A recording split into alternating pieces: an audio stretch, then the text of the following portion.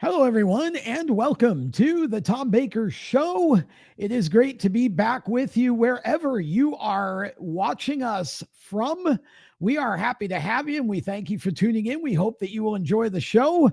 Once again, my co host Jacob Seelman is with us on this show, and Jacob did a bit of traveling over the weekend from North Carolina, which is our home base, to the Midwest, to Sandusky, Ohio, one of my favorite short tracks, which sadly is going away at the end of this year. At least that's the way it's looking.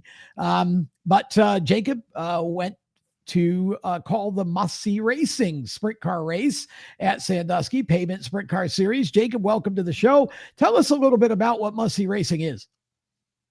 Well, first, it's great to be back. I love that this is a semi-regular thing now. It's been a lot of fun here of Me late. too.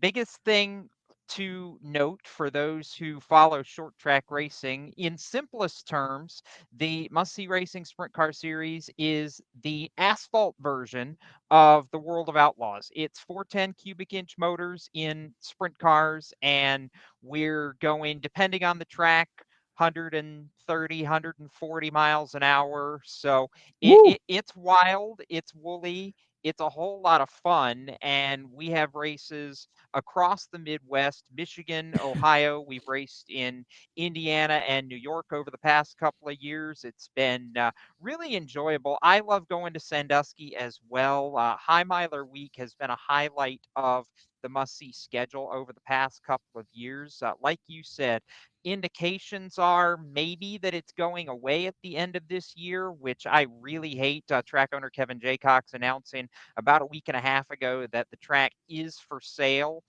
We've not heard any news of an official buyer yet, but Yeah. we're going to finish out the season and see what happens going into 2026. Kevin did say if no buyers found, he will operate the track again in 2026, but we're finishing this Oh, season completely no matter what.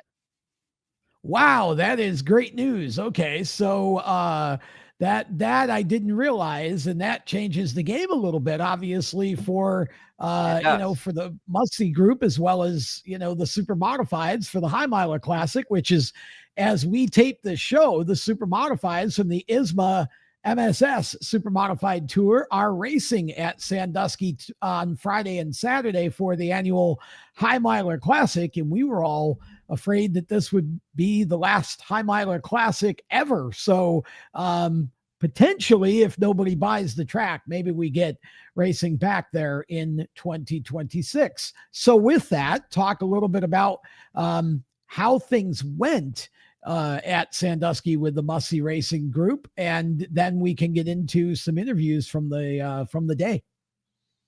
We had a a really competitive show at Sandusky. It's been interesting because there have been times over the years where winged 410s at Sandusky have maybe not been the most compelling show, but as the track has aged and worn out and you get cars struggling to put the power down, slipping sideways, it's been pretty remarkable how the track has become really a fantastic sprint car track. We had 2 and 3 car battles all throughout the field for a lot of the 30 lap race, which actually was run as the Bob Fry Classic. Those who follow short track open wheel racing will know that Oh name. yes. Bob Fry, a five-time Little 500 winner in a non-wing sprint car, actually raced against my grandpa Bob for many years in super modifieds. And I just want to say real quick, get this tidbit in here, that me being able to announce this show at Sandusky was super special this year. Actually, the 50th anniversary of my granddad's super modified track championship at Sandusky from 1975, where he beat out Bob Fry to win that title. So just a lot of cool threads in that for me, and being able to celebrate that a little bit on Wednesday. But as far as the on track action, like I said, great racing throughout the field. Aaron Willison, actually, who made the haul all the way from Langley, British Columbia, Canada. So, literally as far to the west and about the north as you can go in the Great White North, comes over to Ohio and takes everybody's money. He was on it. Number 2 pavement sprint car driver in the country last year, and backed it up with really a brilliant run. He and Davey Hamilton Jr. late in the race had a tremendous battle over the final few laps after a late restart. But Aaron teaming up with Florida car owners in Ken and Teresa Statham, the orange and white 36 car that's been on the pavement a lot over the past few years. We were joking about that afterwards. You get somebody from as far northwest as you can possibly go, and then car owners as far southeast as you can possibly go, and marry them together. And it turned out in a win, the first time that Aaron's been able to win on a big half mile at Sandusky. And he was pretty pumped after this one. I got a chance to talk to him. It was, you want to talk about a personality in sprint car racing, Tom. Aaron Willison is that. Oh, for sure. And I think that we do have a winterview with Aaron Williston. Oh, Canada. Aaron Willison comes from British Columbia to pick up the win in the Bob Fry Classic for must-see 410 sprints with a team from Florida. That is a geography cluster of the greatest degree, but it all worked out tonight. And I know you've so badly wanted to give this team a win. How sweet is this? Oh, this is huge. It's really gratifying to be able to do this. New chassis to me, new team to me, lots of stuff. Like you say, overcoming our fabulous car owners, Ken and Teresa Statham Construction. They're from Tampa area in Florida.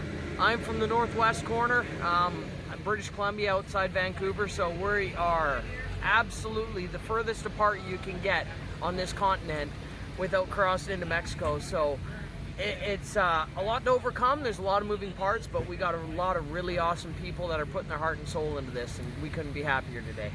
Number 2 pavement sprint car driver in the country last year. Got to put on a battle with another guy who has a lot of strong runs and a lot of history in Davey Hamilton Jr. tonight. Yeah. 4-lap dash for all the money. Yeah. It was a lot of fun, and I know for you, had to work to hold him off. Yeah, we did. Davey and that 14 team are good, and we had to do everything we could. Like, I wasn't too impressed to see that yellow at the end. That wasn't the best, but we built up a big lead and managed our race really well ahead of that. But yellows are yellows. You can't control that. So when the yellow comes out, you got to do what you got to do them last 4 laps. And the 14 car guys, those guys are good, but the Statham Construction Dutton Safer Systems 36 tonight was on rails, and we're really happy to be where we are. I know for those who don't know your racing, it's not as much 410 racing up in the Pacific Northwest. What is it about these cars that's been fun and maybe a little bit of a challenge for you to master? Well, the biggest challenge for me is, like you say, out in the Midwest, we're unrestricted 410s. This is a Hurricane chassis, a chassis that is engineered a fair bit different from my Tri-X Group Brenda Willison 14 car that I run out on the West Coast. That car I built myself, and I've engineered around my own habits and what I like to do. So taking this car that operates significantly differently from my car in the Northwest and trying to get myself comfortable in it, be able to speak the same language, get, like I said, well, it's all about comfort in the car. And when you have comfort in the car, you have confidence in the car, and then you can get out there and drive it real hard and make stuff happen with it. So getting the feel I like and getting confidence and getting comfortable in this car is taking a bit of time, but we've made big steps. I'm really happy about it. And yeah, our program in the Northwest is different. We run on a different tire manufacturer. We run a restricted 410, so we're down about 60 horsepower from these cars. So it's just different, and how the car wants to operate is different. The tracks are different. You have a lot of half miles in the Midwest. We run a lot of 3/8 and quarter miles in the Northwest. So the racing's, it's different, but it's a new set of challenges, and we're really enjoying it. I'm going to back up here to get a shot of the car, because for those who haven't seen this thing before, it is a callback to the old McLaren days from Formula One in the 80s. Aaron Willison, the winner tonight of the Bob Fry Classic for must-see sprint cars at Sandusky. And that was cool to see somebody different get the win there, Jacob. It's a lot of fun when you have a new winner in a series like that, especially somebody from Canada.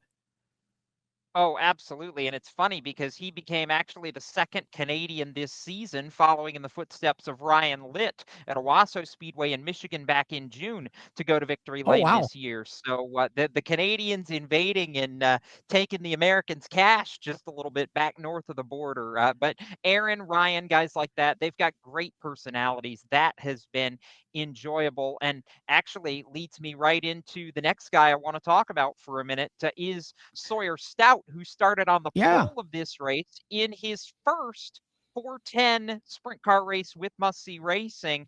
He had run his crate sprint car a couple of times back in 2023 with the national cars, but this his debut driving for Kyle Capodice in a 410. Started from the pole, fell back a little bit. I mean, he's admitted afterwards a lot of learning to that car. But Tom, you know Sawyer, and actually more accurately, his dad well in Steve Stout, Acme Racing, longtime super modified team owner. And that family loves to race. In fact, Sawyer driving 4 races in 3 different cars over 4 days during Sandusky High Miler week. Actually running the Outlaw 350 Super, the Must See Sprint car, and then 2 days in the ISMA Big Block Super Modified. So you want to talk about a busy kid. Sawyer Stout is that. Yeah, Sawyer's definitely a rising racer, and he came to Oswego with his 350 Super the last time I was there a few weeks ago, and had some motor issues that kind of quelled his performance a little bit, but certainly showed potential. So I'm hoping that we see him back for Classic Weekend at Oswego, but definitely cool to see him running with Must See. He's a great young driver, comes from a great family. Let's hear from and see what Sawyer Stout had to say. Sawyer Stout made his first 410 start with Must See Racing tonight, driving for Kyle Capodice. Fun part, you got to start on the pole. I know the race itself was a little bit more chaotic, but what did you learn tonight? Obviously very different than the Big Block Super Modified when you get to drive that. Yeah, this is a lot different. It's kind of like, it feels like you're driving an office chair at 140 miles an hour. Learned a lot. We missed the setup pretty bad. Hindsight, maybe shouldn't have started pole, but had to give it a shot. We had the opportunity, so we took it. This is a busy week for you. In addition to the Must See Sprint, you get to run the Outlaw 350 Super, and you're intending to run both nights of the High Miler with the Big Block. What does this week mean to somebody who grew up in Ohio, who has been at this racetrack probably more times than the rest of us can count? I mean, how special is this week for the home crowd? Oh, it's pretty cool. I'm excited to make another, Big Block Super debut or start. Especially 2 of them. Racing at such a big race like this, it's going to be exciting. All the ISMA guys are phenomenal race car drivers, just like all these MSR guys. You're racing with the top dogs, and it's hard to just jump in and do it, for sure. Are we going to get to see you in a 410 at some point again in the future? Maybe. We gotta test some more and get a little bit more comfortable with the car before we come back. That's fair enough. And obviously, your dad being a longtime super modified team owner, what has it been like for you just growing up in the sport and now getting to build your own career in it? It's pretty cool. Definitely got my dad behind me, and that really helps. It's a big family thing anymore, and we're succeeding, so that's a good thing. Making all the steps in the right direction. It's always cool to see a generational racer, and the super modified division has a ton of them. The Stout family among them. Of course, Sawyer's raced other things and is racing other open wheel cars now, but always fun to see that. And I love his analogy that he made at the top of the interview, like driving an office chair at 140 miles an hour. I'd like to experience that once, actually. Okay, so I know you've got the 5th place finisher too, and this is another gentleman who is a big part of what Must See Racing does. Oh my gosh, Kevin Mingus is one of those family operated teams. He is right about my age, 30 years old, and has been at this for the better part of his life. It actually started in a go-kart at Sandusky Speedway 20 years ago this week as we tape this show. He got his Oh, first shot in a wow. go-kart at during High Miler Week on the little track inside Sandusky Speedway. Kevin, actually the 2014 Buckeye Outlaw Super Sprint champion on pavement and in a 305 sprint car, and actually had to step away from the sport for several years due to a back injury sustained in a racing crash. Has come back, was our Rookie of the Year 2 years ago, runner-up in points last year, and this by far, he actually blew a motor at Berlin in the opening race of the season, thought he was done for the year, found a team to step up, help him get a motor, and this by far was his best run of the year. Held off Jimmy McCune for a long time Oh, before the wow. late caution and restart. Yeah, no, tremendous fifth place effort for Kevin. Well, let's see what Kevin had to say after the race. Kevin Mingus at the track where he started his racing career 20 years ago, a heat win, a top 5 finish in a 410 sprint car, by far your best run of the season, and I know it makes it all the more special for it to come here at Sandusky Speedway of all places. Yeah, and especially with the Bob Fry Classic and the kickoff, the High Miler Nationals on the first night, it makes it all the more special. And I got a chance to do it with some sponsors, some friends, some family. You know, everyone was able to come out and experience it with me, which means a ton. And I'm still trying to soak it all in. We definitely had to earn it. It was definitely a hard-fought battle. I know that Aaron Wilson was just in another zip code and avoided a couple spins, and I think we used up all of our luck in those couple incidences, but was able to get through unscathed. And yeah, man, it's good to be home. You were working hard in the 30-lap feature tonight. I know ultimately you finished 5th, regardless of whether it runs out green. We had the late caution where you thought maybe you were going to drop a couple spots, still ended up 5th, but you were holding off Jimmy McCune a long time. How much fun was that battle? Man, I kept hearing someone behind me, and I'm like, I'm trying to just keep guessing on my line and trying to catch a couple cars in front of us, and just trying to, move the wing back and take brake bias out, and then that's not working, so move the wing back forward, and then, trying different lines, different entries, and I kept hearing someone back there. I didn't know who it was, and we got into some lap traffic, and then all of a sudden I saw a black nose poke in with a yellow front bumper, and I'm like, oh, that's McCune. And I'm like, so I just sent it and almost lost it, if I'm being honest with you, on the high side of one of the lap cars, and was able to use them as a pick to kind of get Jimmy then back behind me. And I thought we were clean and green until the end, and was trying to walk down a couple of the guys in front of us so we could get close, probably 2-3 car lengths. In dirty air, we just could not get close enough to actually make a move. And yeah, then there was a late race restart, and Jimmy, just this is wealth of experience and knowledge, was able to snooker just not only myself but another guy in front of us to finish out third. So disappointing that we ended up falling that last spot at the end. A little bit frustrating from a driver's standpoint. We couldn't get close enough to him to do anything. Yeah. But still, a top 5 is still a top 5 with how our season started with losing the engine, and just not even sure if we were even going to be able to make any more races this year, and let alone being able to score a top 5 in a heat race win, and overall good day. You won at this track in 2014 in 305 pavement action. Come back here, get a top 5 in 410 action. Growing up not too far from here, what does this place mean to the Ohio racing community? Oh man, I'd say it means a ton. I mean, you got guys like Jeff Gordon and Dale Earnhardt that have raced here over the years, and Jeff Gordon, if I'm not mistaken, won a 410 pavement race here in the late 80s or early 90s. He did. Right around there. So even to be able to be in the same series as a driver of caliber as what he is, I'll have to edit that part out. It means a ton, and I think that's what a lot of the fans might not necessarily know, is the history behind it. and how Sandusky Speedway started, and it means a ton to me. We're almost 20 years to the day, almost the exact same pit stall that we had for our first go-kart race 20 years ago, almost to the day. So it's good to be home. Fingers crossed. I know that there's some uncertainty going on, some rumors going on around of what next year will bring here for Sandusky Speedway, but fingers crossed it's a positive one, and we keep racing here 2026 and beyond. I'm just going to make the point, by the way, that John Hennis jumped in there and decided to give Kevin a little bit of congratulations, a little bit of harassment.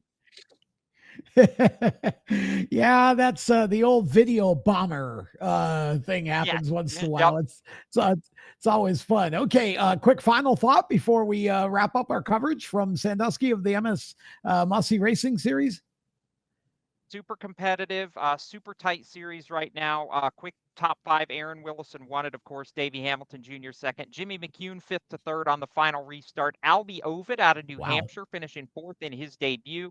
Kevin Mingus in 5th. Gotta love it. It's a great series. I'm glad you had a chance to go call that, and appreciate the interviews and such. We're going to take a break. Back with more of Jacob, much more racing to talk about after this. Attention track and series owners, elevate your fan experience with the TrackTune app. TrackTune works with your PA system.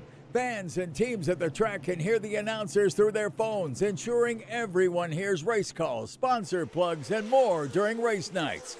It's simple to set up, affordable, and free for fans to download and enjoy. Visit tracktune.live for all the details and join tracks nationwide on the app today. For over 50 years, FHS Superior Synthetic Oil has powered high-performance engines with unbeatable protection and speed. Whether it's drag racing, go-karts, sprint cars, stock cars, or your daily driver, FHS stands for high speed and delivers every time. Their advanced synthetic oils boost your engine's responsiveness, acceleration, and efficiency, giving you the winning edge on every lap. Visit FHSoil.com today to find the right products for your engine. FHSoil.com. For race fans across the United States, GetInTheStands.com is the place to find racetracks where you live and where you're traveling. Just go to GetInTheStands.com and enter your location. You'll see the tracks within 100 miles of that point, either as a list or on a map. GetInTheStands.com is 100% free to use and mobile friendly. So whether you're on a computer, a tablet, or on your phone, there's no need to download an app. To find racetracks across the United States, open your web browser and head to GetInTheStands.com. GetInTheStands.com, your racetrack directory. Welcome back to the show. This show, of course, being brought to you in part by Radical Race Gear. If you want to be a champion, you should first want to look like one, and Radical Race Gear can help you do that in all kinds of ways. They have everything from driver gear to sublimated crew shirts. They have helmet accessories, restraints, shoes, even the pop-up tents, 10x10, customized with your logos, sponsors, all of that, and carpets for your trailer as well. RadicalRaceGear.com is the place to go to check it all out. So please go do that and support those who support our show. Jacob Seelman from Raceface Digital is with us again, and we are talking racing, and we switch topics here, staying with short track racing though for a bit, but we switch topics. And Jacob, you and I were both, I think, extremely alarmed to see the rash of sprint car injuries that we had at Eldora. I mean, you've covered this stuff for a long, long time, as I have. I'm curious, first of all, I guess before we should probably just give the audience an opportunity to understand who got injured. So let me just run through this quickly here. Tyler Courtney, Sunshine, as they call him, had a back injury. Aaron Reitzel broke his foot, and Brad Sweet ended up with a concussion, all as a result of crashes at Eldora. What do we make of this? So Quick context, this all happened during Kings Royal Week, the biggest sprint car Yes. week at Eldora Speedway every year. The finale, the Saturday night finale, paid out $200,000 to the winner, which Anthony Macri from Pennsylvania took that home. Just to get that in there, congratulations to Anthony. But what I make of this is I think there should be some alarm as far as Eldora Speedway and 410 sprint cars right now. We've talked about in the sprint car industry for years that Eldora has a continued rut at this spot in turn one that they'll rework the track. It'll work well for the start of the season. And as the season goes on, it'll just continue to develop this divot, this spot that has caught multiple sprint car teams off guard during Kings Royal Week this year. I want to say I went back and counted it, and we had 13 major crashes in turns 1 and 2 during the course of the 4-day Kings Royal Week. And Wow. you talked about the three. Tyler Courtney injured on the opening lap of the Joker's Jackpot Thursday night, which was with the High Limit Sprint Car Series, co-owned by Sweet and his brother-in-law Kyle Larson. You had Reitzel injured during the night before the Kings Royal, the Friday night show, won by Rico Abreu, but Reitzel with a couple cars sliding in. Actually, Steven Snyder Jr. was the car that slid in, impacted him, ultimately ended up with a broken foot out of that crash. Brad Sweet Saturday, first lap of his heat race, goes up and over, ends up with the concussion. Um, this is a big deal, and it's not because the cars are not safe. The World of Outlaws High Limit, these sanctioning bodies have done a tremendous job on safety over the past couple of years. I don't put it to a car issue. I put it much more to a track issue, because you had other guys like Skylar G, Casey Kane got collected in turn one. There were multiple names swept up in that area of the racetrack, all of which have a high level of talent, all of which you just don't expect to have these type of things happen, and yet they did. So if I'm Tony Stewart, I'm looking at this going, oh, maybe it is time to do something. I know there certainly was a level of concern out of the competitors. I saw a Yeah. post on X or Twitter, for those of us who remember those days.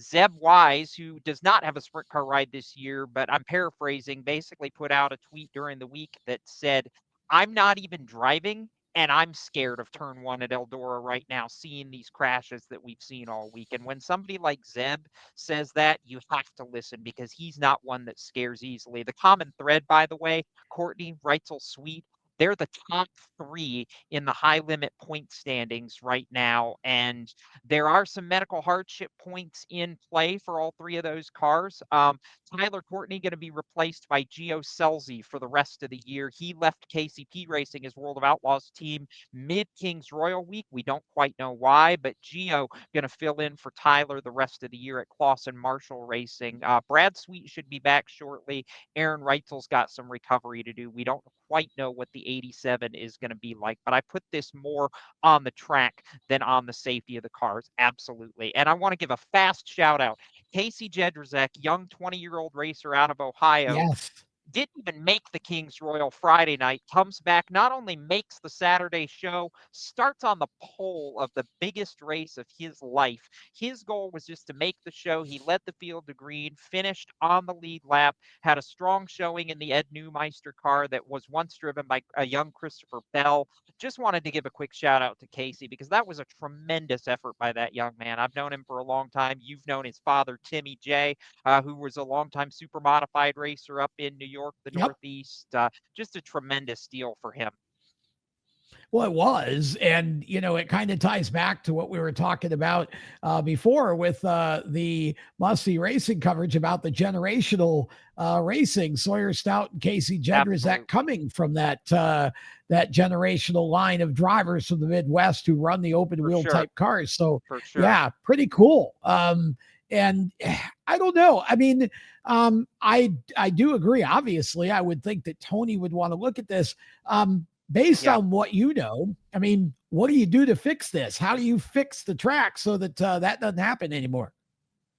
I'm not an engineer, but just from understanding some of the insiders that I've talked to, The kind of growing belief is that this may be a bit of a foundational issue at the under the surface of the racetrack in turn one that may require some bigger rework and bigger stabilization during the off season. I'm not going to pretend to know what the cost of that might be, but I think the rash of crashes we had, something's got to be looked at, because I think we were very lucky during Kings Royal Week that we didn't have anybody injured worse than what we Yeah. did. Being completely truthful, like you said, I've covered the sprint car side on the dirt for a long time, and I'm very thankful that we had everybody either walk away or get out of their cars safely with no more injuries than what we had. Yeah, I mean it. One is freak thing.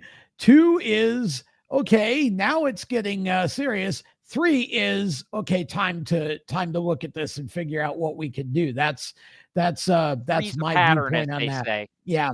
Yeah, exactly. And I think that's at a point where you gotta make something happen here. Okay, we're going to step aside one more time here. And when we come back, we've got much more to talk about here as the Tom Baker Show continues. Stay with us.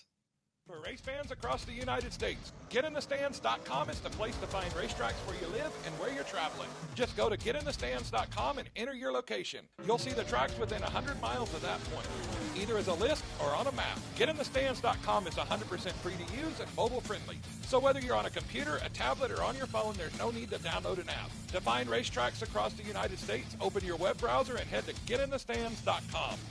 GetInTheStands.com, your racetrack directory.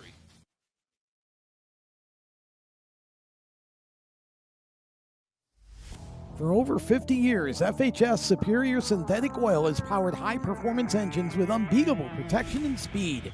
Whether it's drag racing, go-karts, sprint cars, stock cars, or your daily driver, FHS stands for high speed and delivers every time. Their advanced synthetic oils boost your engine's responsiveness, acceleration, and efficiency, giving you the winning edge on every lap. Visit FHSoil.com today to find the right products for your engine. FHSoil.com. Attention track and series owners, elevate your fan experience with the TrackTune app. TrackTune works with your PA system. Fans and teams at the track can hear the announcers through their phones, ensuring everyone hears race calls, sponsor plugs, and more during race nights. It's simple to set up, affordable, and free for fans to download and enjoy. Visit tracktune.live for all the details and join tracks nationwide on the app today. Welcome back to the show here as we switch gears now and talk about NASCAR, because once again, NASCAR, boy, it's just a veritable buffet of big things going on in NASCAR over the last couple of weeks. Every time we decide that we like to do a show and not talk about NASCAR, NASCAR just makes it impossible. We're going to race the vase in 2026. I know you don't know what that means, and I wouldn't either without context. So NASCAR has announced the thing that we all knew before they announced it, but they just announced a little bit of specifics. We're going to San Diego next year, former home of my beloved Chargers. NASCAR going to San Diego to race around the Navy base that's there. Now, some of you have seen online a graphic indicating a track layout. Don't believe it. It's just a draft at this point. But Jacob, I got to tell you, I have never been a fan of the Chicago street race. This race, having watched some of the press conferences and things that have been said, this event, I think, has the chance to be really cool because it is on a base, and depending on how the track works out, I think this could be a really, really interesting event. It's not really so much, it is a street course, but it's kind of not. So real quick couple points here. First, the actual course itself, we believe, is going to be utilize a lot of the the airport runways that they Yeah, land that's what the I was Navy getting at. fighter planes on during the race. That's going to be a lot of it. It kind of gives me the vibes of the old Burke Lakefront Airport course that IndyCar Yes, ran in the 80s in and 90s. Cleveland. Uh, Yeah. and I want to add, by the way, that if you haven't seen it, go to @NASCAR San Diego on Twitter/X. The announcement video they did with Joey Logano, Carson Hocevar, Chase Elliott, and others. Whoever produced that deserves an absolute raise, because that was one of the best announcement videos I have ever seen in anything. Just fantastically entertaining. Let's add, this race is going to be June 19th through the 21st of next year, 2026. That's Father's Day weekend. So kind of something special here. Get to go to the Coronado Navy base. For those wondering, yes, we're racing on a Navy base, but it's going to be open to the public. Ben Kennedy saying when this past week during the announcement that they're expecting tens of thousands, quote, of fans for this event. It's a 1-year deal right now for San Diego, but I think if it goes well, there's going to be options for more. Well, I would agree. And, this one I think has the chance to have legs. I'm going to disagree with you on the video. Yes, it was entertaining in a social media sort of way. But first of all, nowhere in sight on the video was the guy who's probably going to win this race next year, Shane Van Gisbergen, their road course star. Nowhere to be found. Noah Gregson said point blank, why did we not bring SVG? That was the whole point of the video. And no offense to Noah, but what's he doing on a video announcing a road course race? And he's entertaining. That's what he is. He is very entertaining. I will agree with that. Actually, I thought it like I said, it was entertaining for social media. It just lacked substance. I was hoping for a track layout that was more defined. I was hoping that we get more details. We're woefully short at this point on a lot of that, but I think NASCAR sort of felt like they had to get the announcement out there because, well, Kelly Agreed. Crandall beat them to it. This is the era that we live in, where, those who fancy themselves as newsbreakers, because they get a cookie if they break a story, they jumped the shark and got this out before NASCAR could announce it and do it right. But I've kind of changed my stance a little bit. At first, I was not in favor of another street race, but seeing this as a naval base and we're doing this, as you say, it reminded me of Cleveland with the Indy cars, which I wish they were still racing there. I think this one has the chance, the military connection, and because it is in San Diego, maybe this will be something that should stay on the schedule. Now the question is, do they also run Mexico City? And they've not defined that yet. And my view on that is scrap Mexico City and go back to Chicagoland. So we still get a race in Chicago in that region. But we get another 1.5 miles, which I think it would, that's where the Cup cars race best. And San Diego to me is close enough for the Mexico City market. If they want to come in and partake in that, I think they can. It's a fair assessment. And like you said, a lot of questions to be answered about the 2026 schedule over the next month or two. One of which also is, where do we race on July 4th weekend, since we know that San Diego is on Father's Day? I'm just going to offer the same suggestion that Brad Perez did on social media. Road America, please, please, please, please, please. Well, I would be totally happy with that too. And I never understood why that went away, considering they were drawing over 100,000 people to it.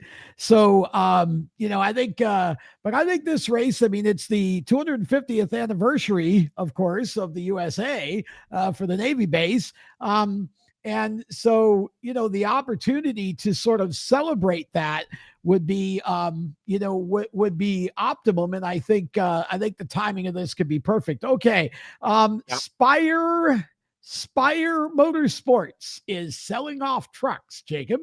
And of course, the rumor mill has picked that up and basically said, well, they must be going Xfinity racing. What do you say? No. First off, that is not what's happening from everything that I can Okay. tell. And I can't say that strongly enough. Yeah, this was picked up, actually a listing on racingjunk.com for those who peruse the classified, so to speak. Bono Manion Oh, selling off a decent chunk of the Spire truck fleet. Two things that I've heard. Number one, that what is currently the 77 truck with Andres Perez will be no more either at the end of this season or before. Hopefully not before. I want to see Andres finish out the year, but me I too. believe this comes down to Spire expanded the truck team too quickly, and now they're downsizing, but I would call it right sizing, because I think they expanded so quickly that it's hurt some of the performance of their full-time trucks this Yeah. year. I know Raja Karuth has a win, but I just think that they need to right size that team. I also want to add, since you brought up the rumor mill, there's been a lot of people talking about this thing that's popped up between Twitter, Instagram, about Carson Quapple potentially moving to Team Penske Yeah. next year, and that Roger is going to Let's talk about that. bring the Xfinity team back that's been shuttered for multiple years. And I've been trying to figure out for weeks where in the Sam heck this came from, because Carson is very happy at Junior Motorsports by all accounts. This is the team that launched his career in late models, and I don't understand at all why Roger Penske would bring back an Xfinity team and add more to his plate when the 3-car IndyCar team he's got this year is not quite at the bottom Yeah. of the bottom of the Yeah. barrel, I should say, but has had every vestige of thing go wrong this year between Joseph Newgarden, Will Power, and Scott McLaughlin. I don't buy this rumor at all. I don't see any purpose, any smart purpose, to bringing back the Xfinity team right now when they've got bigger things to worry about, quite frankly. Well, and I agree with you, and I'm glad you brought that up so we can squeak that into the show. I sometimes I think these sort of no name sites that you see from the Netherlands or wherever the heck they're from, the sources are just I think off. this came from the Daily Downforce originally, which is Oh, often okay. not necessarily. It's often not necessarily believable. I know Yeah. they've got some magazine ties, but I've never put as much stock as some people do into the Downforce rumors, truthfully. Yeah, I don't believe this one at all. I don't think Roger would have any interest in bringing an Xfinity team back, and he doesn't need to. I mean, No. he's got plenty of with the Cup team, and of course, as you said, the IndyCar teams are really struggling right now. So I think that's where his focus has got to be. But wow, Yeah, that was an absolutely. interesting rumor to say the least. And I just want to see Carson get a win because he Me badly too. needs to do that, I think, He's been and he's so certainly close. capable of it. Yeah, for sure. He is. I'll Okay. just add that he wants to be the 7th Junior Motorsports winner this year. He's watched 6 teammates do it. It's his turn. Well, I definitely agree with that. And that will wrap things up for another edition of the Tom Baker Show. Thank you, Jacob Seelman, for being on once again. And we look forward to having you with us again next week. Thank you to our sponsors. And of course, for more great content, steeringwheelnation.com is the place to go, or at the Wheel Nation on Facebook and Instagram. I am Tom Baker TV on Instagram and LinkedIn. And of course, you can also stream our shows on our Steering Wheel Nation streaming page on PowerTube's website. Watch PowerTubeTV.com. Until next time, I'm Tom Baker. Thanks for watching.